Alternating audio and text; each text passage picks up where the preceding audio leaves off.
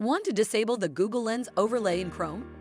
In this video, I'll show you 2 quick methods to turn it off using Google Admin Console. Method 1. Disable Google Lens overlay from Google Admin Console. Log into your Google Admin Console. Go to Chrome browser, then Settings, then Users and Browsers. Search for Generative AI Policy Defaults.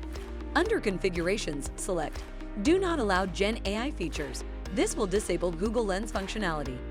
Click Save. Method 2. Disable using custom configuration. Open Google Admin Console.